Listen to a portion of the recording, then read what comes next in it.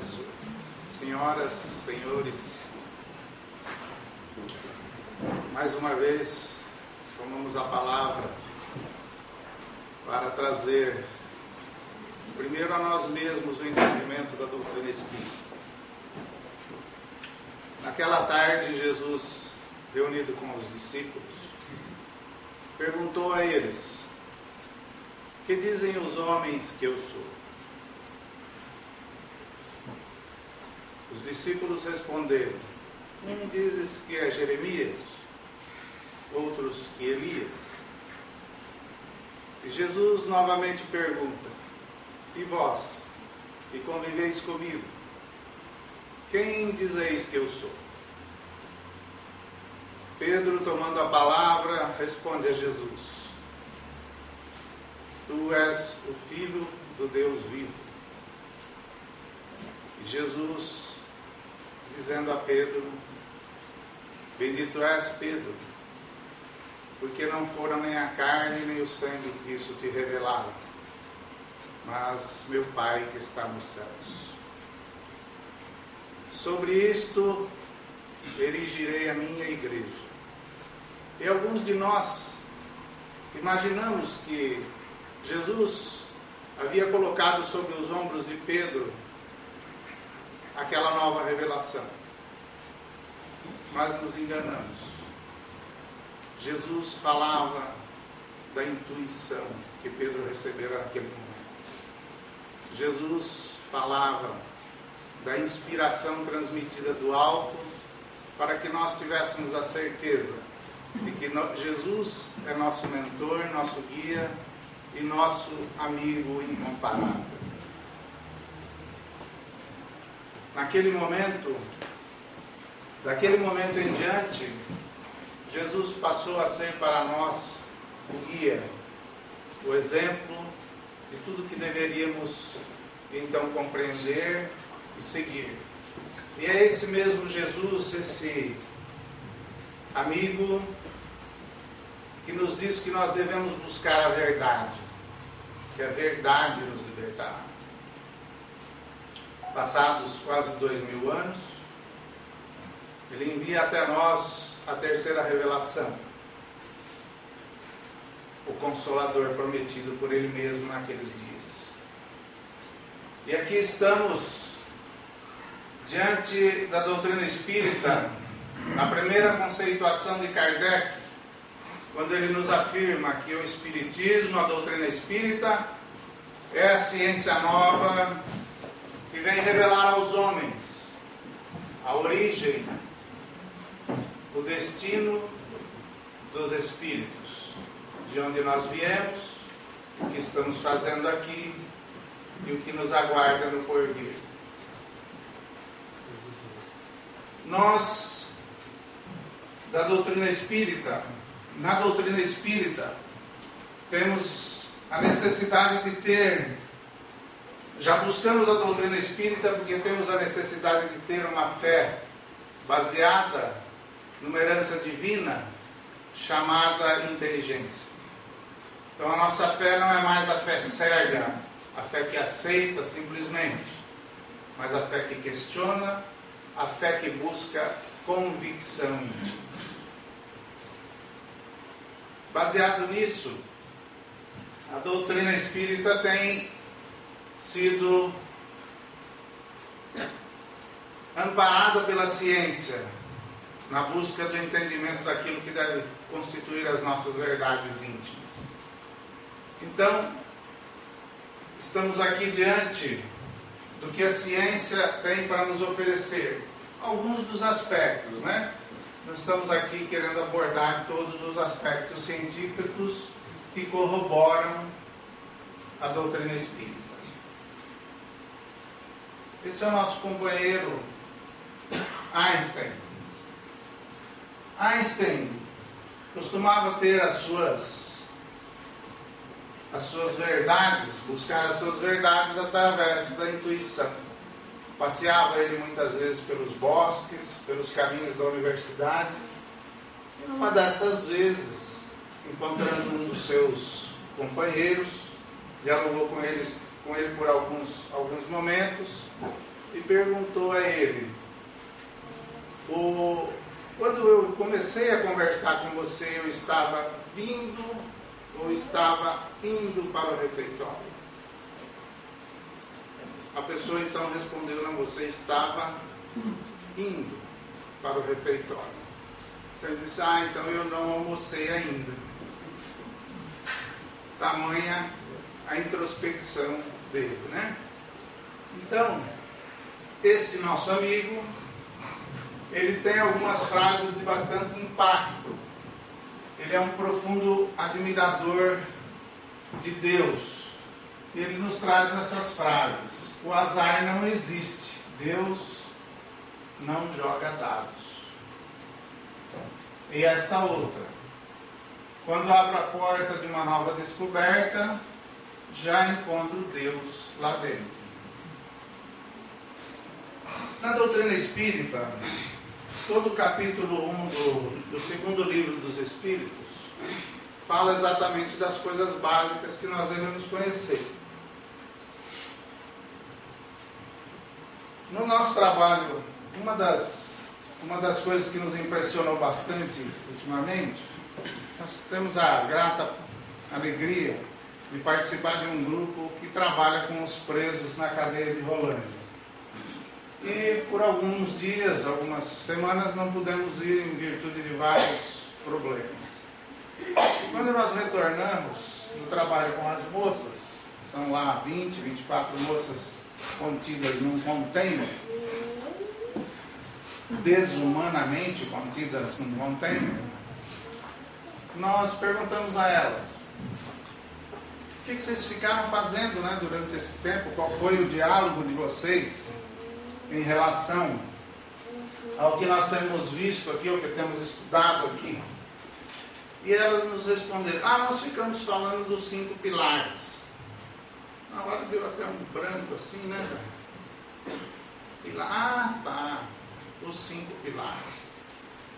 A gente precisa usar uma linguagem mais prática. Então, ao longo desses últimos 2 anos, nós viemos conceituando a elas e aos rapazes os 5 pilares que sustentam a doutrina espírita, que todo espírita que frequenta ou estuda a doutrina espírita sabe com certeza. E o pilar maior de sustentação da doutrina espírita é, sem dúvida, a crença em Deus. Por isso que a primeira pergunta do Livro dos Espíritos é: o que é Deus? Mas é na pergunta de número 4 que este conceito se torna mais forte, né? Quando Kardec interroga qual a prova da existência de Deus. Bom, para esse senhor, acredito que ele já tenha passado isso em outras existências. Então ele tem a convicção de que Deus existe. Muito bem. Para contrapor essa ideia, nós temos um outro companheiro aqui da ciência, Stephen Hawking. E recentemente nós vimos um livro, ou melhor, um filme do Stephen Hawking, né? Teoria de Tudo. Quem assistiu o filme Teoria de Tudo? Poucos, né? Precisamos assistir mais filmes dessa natureza. Muito bem, aqui estão algumas das frases do Stephen Hawking. O que eu fiz foi demonstrar que é possível determinar pelas leis da ciência o modo como o universo começou. Neste caso, não é necessário apelar para Deus para explicar como começou o universo. Se isso não prova que Deus não existe, pelo menos prova que Deus não é preciso para nada. Que frase infeliz do nosso companheiro, né? E ainda outras, nós selecionamos apenas 2. A ciência não deixa muito espaço nem para milagres, nem para Deus. Que pena, né? Que pena. Então, lá na questão número 4 do Livro dos Espíritos, está conceituado lá por que nós devemos entender, por que nós devemos usar esse patrimônio divino, essa herança divina chamada inteligência. Onde podemos encontrar a prova da existência de Deus? Num axioma que aplicai às vossas ciências. Não há efeito sem causa. Simples assim. Simples assim. Muito bem. Deixa eu pegar um pouquinho de água.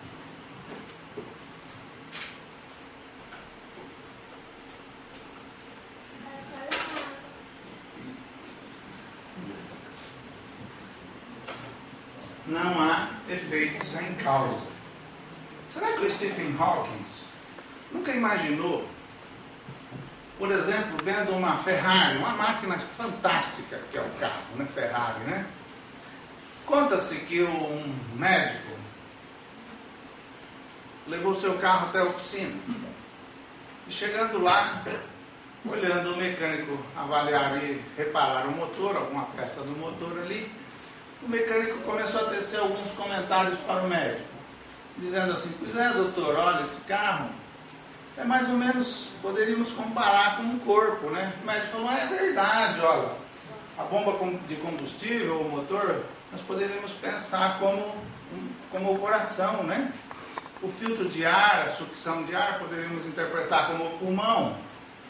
E foram divagando a carroceria, o chassi, como o esqueleto e tal, né? Aí o mecânico olhou para o médico e falou: é, doutor, pena que eu ganhei tão pouco e o senhor ganhe tanto, né? Nossa diferença de remuneração é muito grande, né?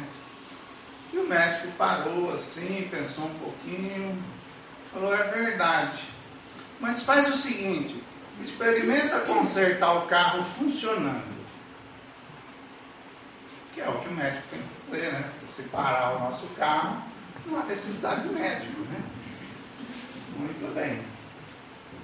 Será que o nosso companheiro Stephen nunca percebeu que se aquele veículo, aquela máquina tão precisa, que consegue ter um alto giro de motor, fazer a transferência perfeita para os mecanismos e chegar ao pneu para que ele tracione e tenha as manobras perfeitas que ela faz, é preciso, por uma razão muito óbvia, que exista uma equipe toda por trás. E nós vemos aí nas provas de Fórmula 1 quanta gente e quanta equipe é preciso, desenvolvimento de combustível, de materiais, toda uma engenharia extraordinária para que aquela máquina funcione.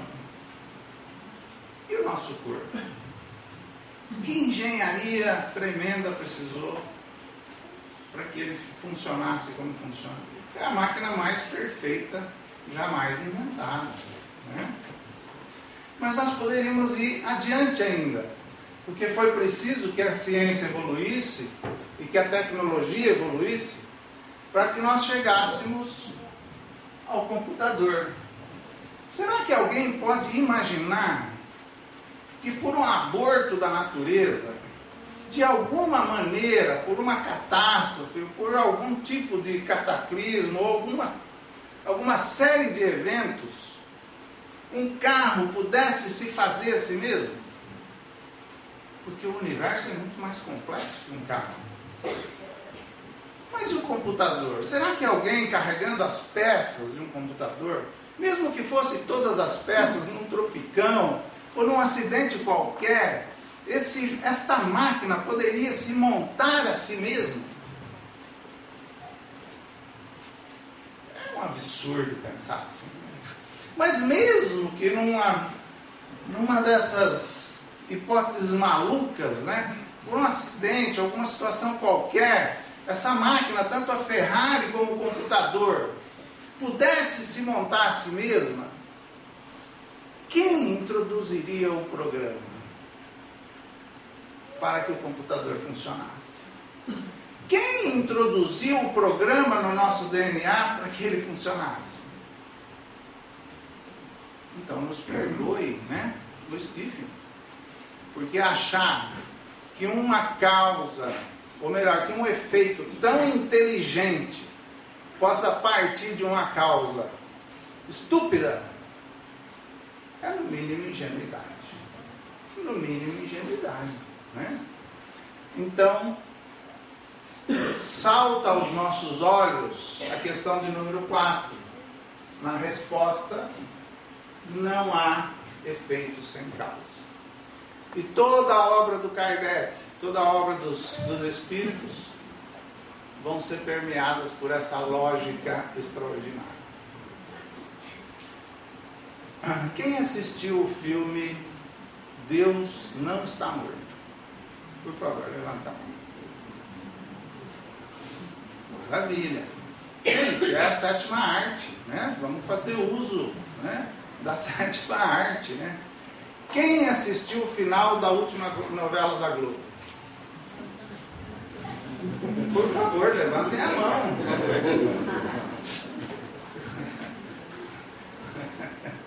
Pois é, a sétima arte veio, né, para nos auxiliar na compreensão das grandes verdades. Não é? Assistam o filme Deus Não Está Morto. Por quê? É um filme que trata de uma história de um rapaz que, indo à universidade, ele se defronta com um professor que é ateu. Esse professor tem lá os seus motivos, e o que ele gosta de colecionar são folhas de papel em que os seus alunos escrevem lá: Deus está morto, e assinam embaixo. Então, para iniciar a aula, eu vou contar só uma parte do filme, tá? Para iniciar as aulas do semestre, ele diz assim: olha, nós não vamos aqui falar em Deus, né? Nós vamos, a disciplina que ele leciona tem alguma coisa a ver, né? Então nós não vamos aqui falar em Deus, nós não vamos aqui falar destas coisas antiquadas, dessas coisas do passado, porque o Stephen Hawking já disse que Deus não existe. Então nós vamos fazer o seguinte: 40, 50 alunos na sala, todos vocês vão escrever numa folha de papel em branco Deus está morto, e vão assinar, vão passar para mim, e eu vou dar esse assunto por encerrado. Nós vamos passar para a segunda parte da nossa disciplina, que a gente perde menos tempo. E todos os alunos assinam, mas chega o momento desse rapaz assinar, ele não assina. Aquela questão íntima, muito forte, faz com que ele não assine.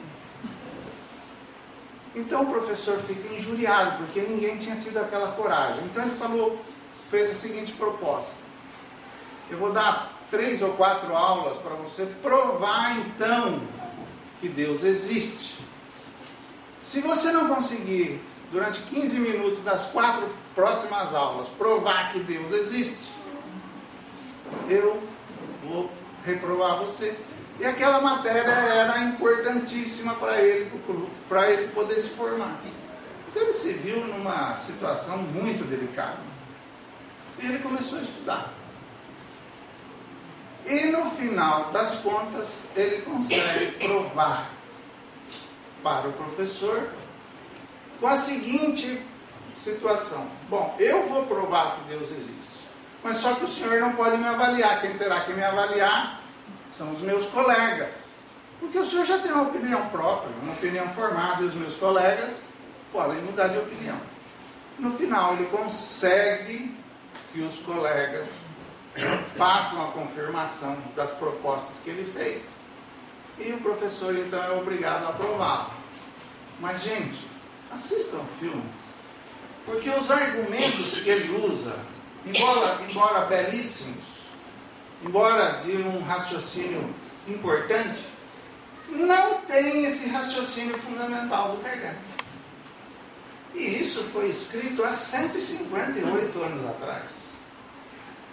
158 anos atrás, a nossa lógica, a nossa razão, o nosso raciocínio provou que Deus existe. Então não há mais por que duvidar.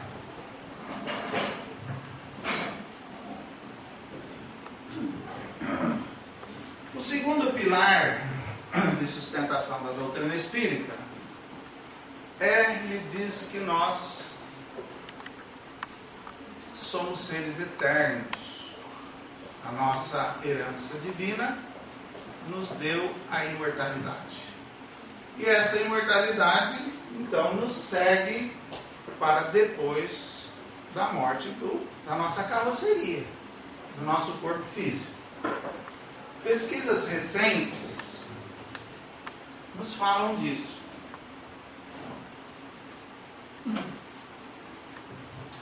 Há uns 20, 25 anos atrás, talvez um pouquinho mais, um livro foi best-seller no mundo inteiro.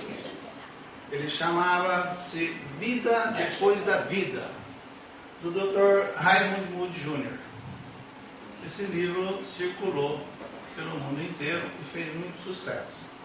O Dr. Moody pesquisou casos de pacientes terminais e, classificando esses casos, ele conseguiu comprovar que mesmo aqueles pacientes que tinham tido morte cerebral, morte atestada por um médico, e que depois ressuscitaram, o termo é ressuscitar, não reencarnar, ressuscitaram, ou seja, voltaram da morte, como o caso de Lázaro lá no Evangelho, voltaram da morte aparente, né?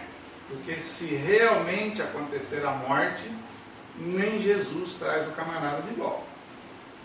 A morte aparente, a ressuscitação, a descrição dessas pessoas tem algumas coisas em comum. Mas uma pesquisa mais recente, que é esta daqui, ó, prova incontestavelmente, ó, pesquisa realizada pela Universidade de São Tomás, realizada sobre as chamadas experiências de quase morte.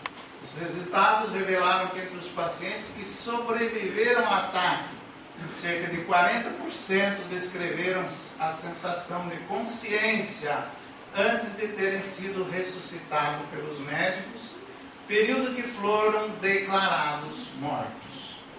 Uns dizem ter ouvido barulho de máquinas, outros descreveram sensação de paz.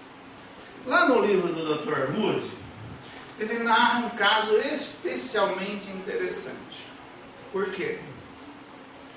Porque este caso diz o seguinte: o indivíduo foi para a UTI, teve um problema grave, e no processo de ressuscitação ali, com a utilização daqueles equipamentos de eletrochoque, né, que dá aquele sopro no indivíduo para que o coração volte a bater, ele viu em espírito o que estava acontecendo. Acontece que o médico tinha uma caneta que era muito particularmente importante para ele, era um presente de alguém muito querido. E naqueles movimentos bruscos para a ressuscitação do paciente, essa caneta desapareceu. O indivíduo ressuscitou, foi ao quarto, depois de alguns dias, 2 dias, reabilitado. O médico entra no aposento, entra no quarto, e ele, sorrindo, diz para o médico: e aí, doutor, está procurando a caneta ainda? O médico fala: mas como é que você sabe da minha caneta? Doutor, eu assisti tudo. Eu sei onde é que sua caneta está. O senhor procurou muito depois, né?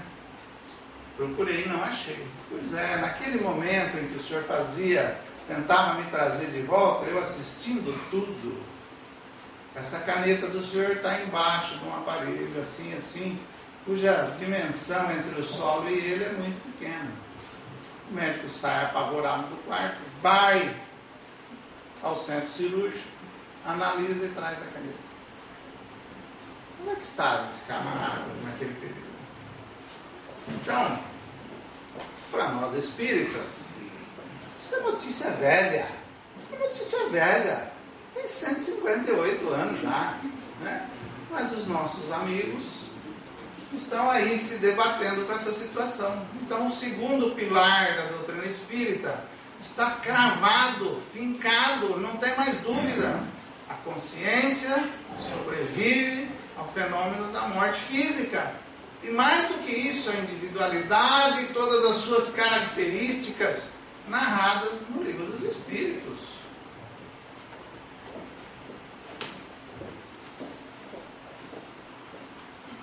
Aqui uma outra situação. Todo mundo conhece o trabalho de Darwin, né? Cientista famoso, e pelo seu trabalho, né, explicou a origem da diversidade da vida na Terra, né? Aquele trabalho espetacular ali nas Ilhas Galápagos, né? Entre outras espécies, uma delas que ele estudou lá foi a das tartarugas, aquelas tartarugas gigantes que tem lá, né?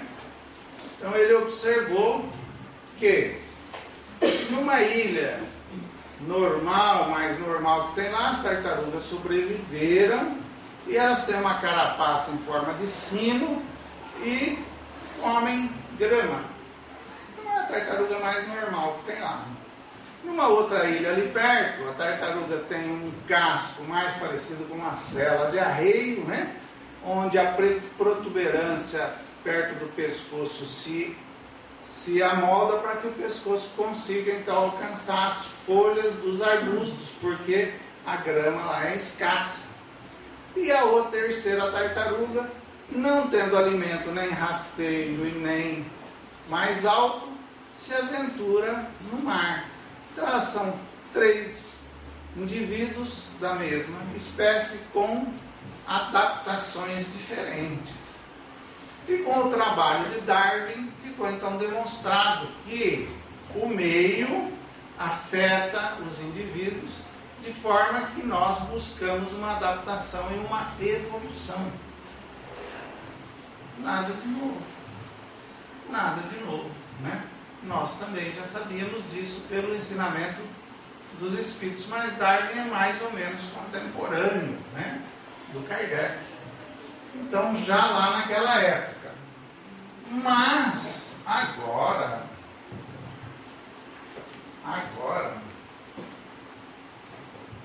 nós temos uma novidade. Cientistas brasileiros se aliam ao grupo de acadêmicos americanos e começam a defender que a vida teria sido criada por uma mente inteligente. Toda vez que é colocado a dissertar sobre o início do universo e da vida, a maioria da comunidade científica apoia-se nos princípios de Charles Darwin, biólogo inglês que explicou a origem da diversidade da vida na Terra com a teoria da evolução. Para esses novos darwinianos, né, novas espécies para esses darwinianos, as espécies de seres vivos surgem por meio de mudanças graduais geradas pela descendência, guiadas pela seleção natural. Cresce no país um grupo de cientistas de currículos robustos, dispostos a quebrar o paradigma da biologia evolutiva, defensores da teoria do design inteligente, TDI. A vida para eles não se desenvolveu na Terra de forma natural, mas projetada por uma mente inteligente. Ou seja, por trás de todo esse trabalho teria alguém ou alguma coisa que estaria promovendo essas mudanças. Nós vamos recorrer aqui agora ao livro que todo bom espírita já deveria ter lido, né? A Caminho da Luz, do Emmanuel, psicografia do nosso querido Chico. Está aqui, olha, quando ele começa a narrar as espécies, os seres que iriam habitar o nosso órgão.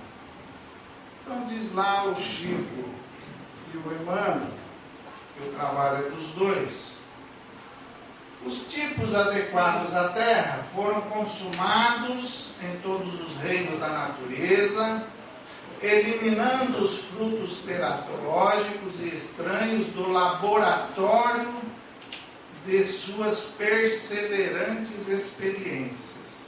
Laboratório é coisa de gente inteligente, né? A prova da intervenção das forças espirituais nesse vasto campo de operações é que enquanto o escorpião, gêmeo do crustáceo marinho, conserva até hoje, de modo geral, a forma primitiva, os animais monstruosos das épocas remotas lhe foram posteriores, desapareceram para sempre da fauna terrestre. Isso é intervenção de gente, de mentes pensantes, né? De seres inteligentes, né?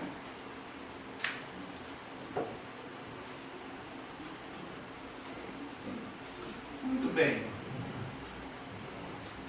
Quem assistiu aqui o último filme dos Transformers? Parece absurdo, né? Olha, temos não são 2, 3, porque eu assisti também, né? Parece absurdo, né? Falar nos Transformers, né?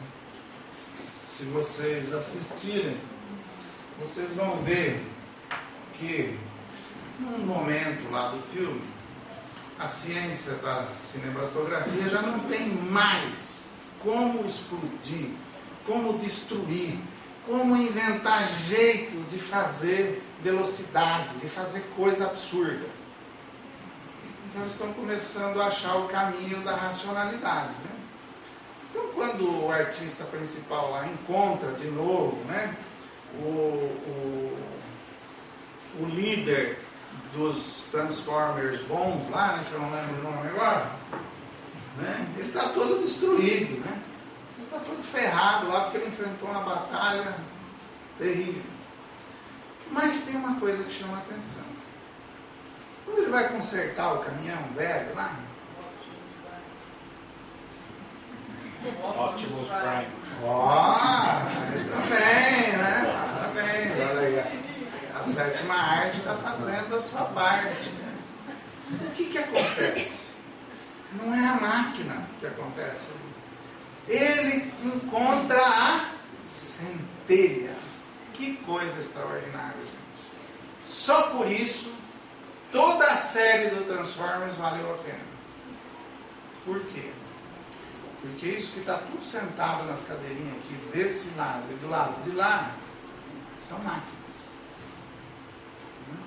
Quando nós passamos por um cemitério de um lado e um ferro velho de veículos do outro, é a mesma coisa. Nós não somos nada disso. Está lá no livro dos Espíritos, né?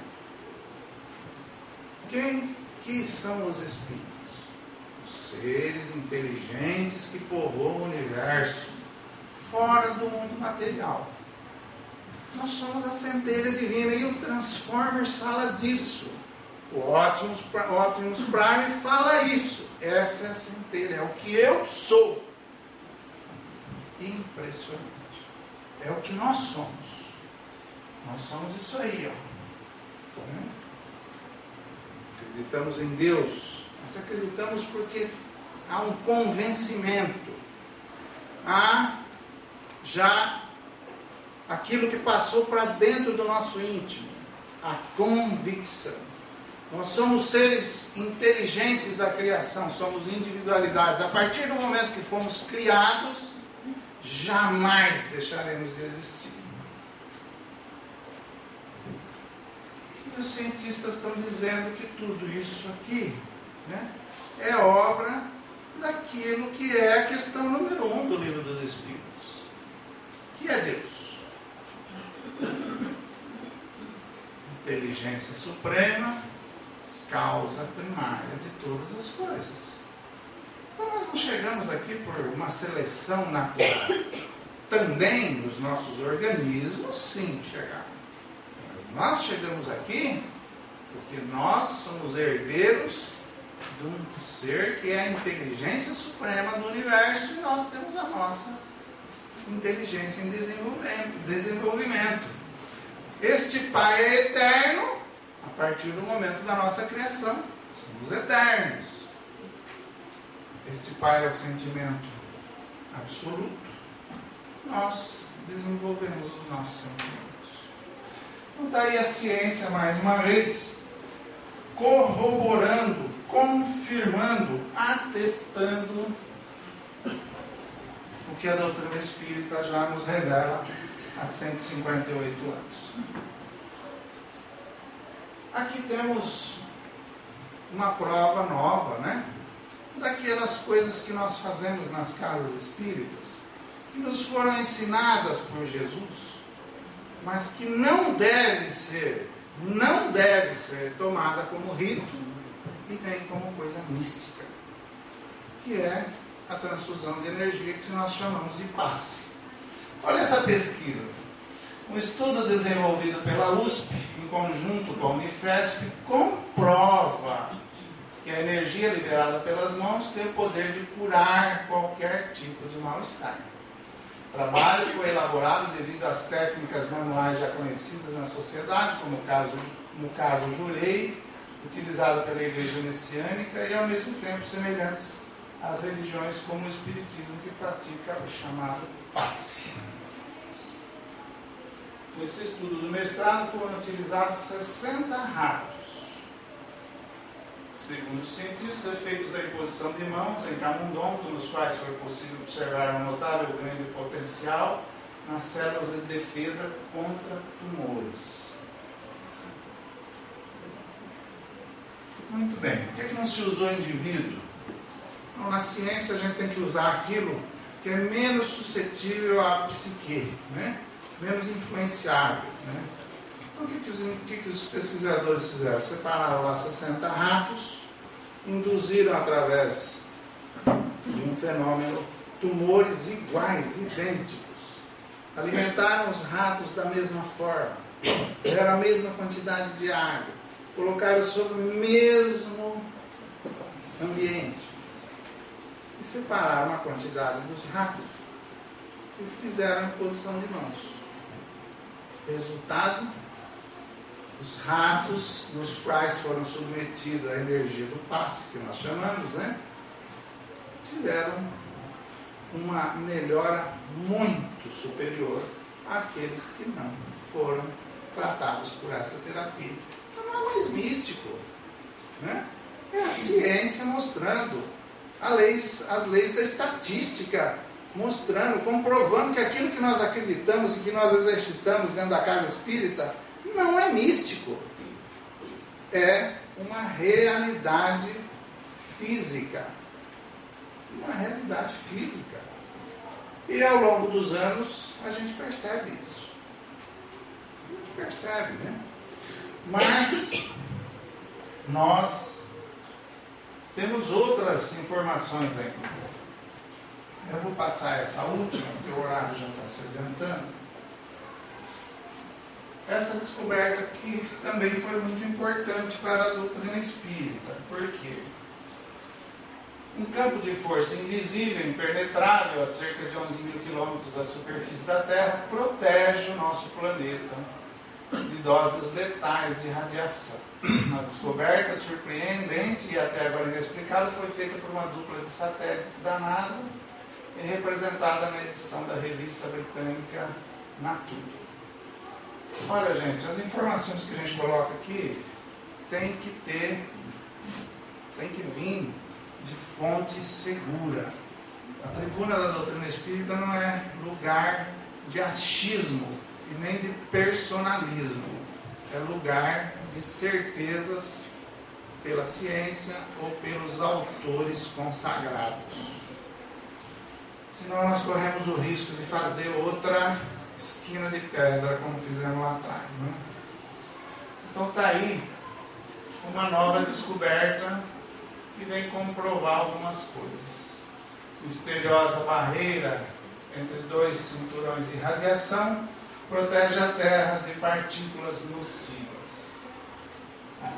lançadas em 2012, as Van Halen, tinham por principal objetivo estudar os chamados cinturões de Van Halen, 2 anéis de radiação concentrada produzidos pela interação do campo magnético da Terra com a torrente de partículas carregadas emanadas constantemente do Sol. Para você ter uma ideia da importância dessas energias que está se descobrindo, toda vez que uma explosão solar maior acontece naturalmente no Sol, né? Essa radiação, esse efeito é sentido na Terra. Tem problema nas telecomunicações, tem problema nos celulares, tem problema nas televisões, tem problema de toda forma que nos atinge aqui. Os cinturões, aliás, foram a primeira descoberta da aeroespacial feita em 1958. Atenção para essa data, ó, 1958. Pelo cientista americano Van Halen, da Universidade de Iowa, com dados colhidos pelo primeiro satélite Yankee Explorer 1. A ambição original dos pesquisadores é estudar raios cósmicos, mas o satélite acabou fazendo a detecção de uma concentração anormal de partículas. Originalmente foram detectados 2 cinturões, um mais abaixo de 610 mil quilômetros de altitude, concentra prótons de alta energia, outro mais distante, 3,5 mil, 57,5 mil quilômetros de altitude, e agrupa elétrons de alta energia. A nova surpresa foi possível agora graças aos instrumentos sofisticados já usados para explorar o ambiente dos cinturões. Isso é importante porque era preciso que a ciência avançasse para que os conceitos e as ideias, os postulados espíritas pudessem arraigar na nossa concepção, né? Os cientistas liderados por Dan Baker, ex-aluno do próprio Van Halen, pesquisador da Universidade de Colorado, perceberam que todos os elétrons com os níveis mais altos de energia que viajam em velocidades próximas à da luz eram barrados um pouco acima do primeiro dos cinturões. Nenhum deles conseguia passar a barreira dos 11 mil quilômetros. Vamos pular um pedacinho aqui. Bom, nós falamos que aquela sonda foi lançada o satélite em 1958, foi? Olha o que está escrito neste livro magnífico, A Caminho da Luz, que nós já citamos. Quando ele narra a construção do nosso planeta, a equipe liderada por Jesus, que recebeu a incumbência direta do Divino para construir para nós esta casa, diz lá o seguinte: fez a pressão atmosférica adequada ao homem, antecipando-se ao seu nascimento no mundo no curso dos milênios, estabeleceu os grandes centros de força da ionosfera e da estratosfera, onde se harmonizam os fenômenos elétricos da existência. Elétricos, elétrons. Planetária edificou usinas de ozônio a 40 e 60 quilômetros de altitude, para que filtrassem convenientemente os raios solares, manipulando-lhes a composição precisa à manutenção da vida organizada no ar. 20 anos.